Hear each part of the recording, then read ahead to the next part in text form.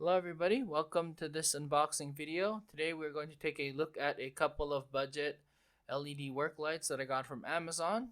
So there's the front of the box, here's the side of the box, and here is the other side of the box. So let's get to it. So on top, looks like we got our batteries right here. I'm also going to lay them out for you so you can have a better idea of what came inside of the box. We got a couple of service cards, which I'm going to put to the side. So let's lay out everything for you. We got a couple of USB cables, 4 batteries, and 2 LED work lights. So here's the back on one of the LED work lights. So let me open up this so you can see the ports.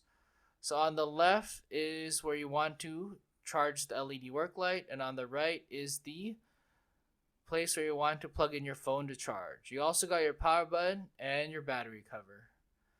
So let's open up our battery cover here. So what's interesting about this LED work light is you can actually use 4 AA batteries as well. So that is pretty neat.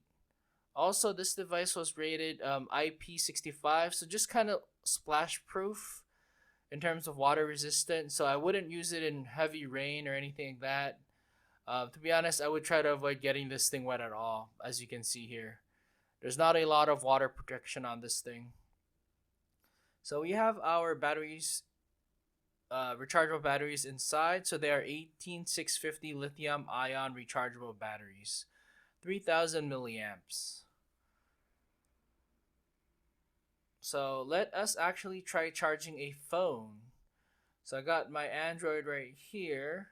I'm going to plug into the USB-A port right here, the one closest next to the battery cover.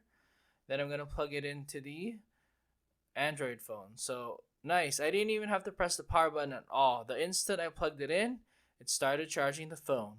I can also see a green LED light in the back of the light right here. So that's how I know it's charging, I guess. Pretty cool. Not bad at all. Let's try an iPhone.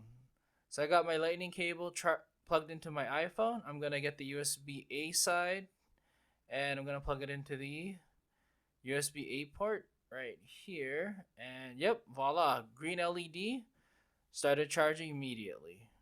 So if you wanted to charge the LED work light itself, you just have to plug in the USB-A and the other side into the left port. So what's interesting is it did not come with a power brick, so keep that in mind. So if you don't have a USB port on your power strip, you will have to get a power brick to plug in and charge the LED work light. So let's try some AA batteries as well, just to see if they fit good. Nice, not bad. So this would be actually pretty good. So if you run out of juice and there's no power to charge, you can just throw in AA batteries and you'll have a power bank slash light. So here's a little demo. High mode is supposed to be equivalent to 2000 lumens. Low mode is supposed to be equivalent to 400 LM or lumens.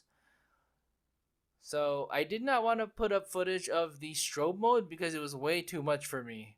Like, it was too bright, too fast. I tried doing it in slow-mo. It was too much, I think. Also, keep in mind, this is not magnetic at all. So here's a little demo as well on high mode. And it's about 3 feet away from the door, just to give you a better idea. So nothing fancy, but it's actually going to be really useful for me on road trips or if I need to look under my car. And like I said, it's also a power bank.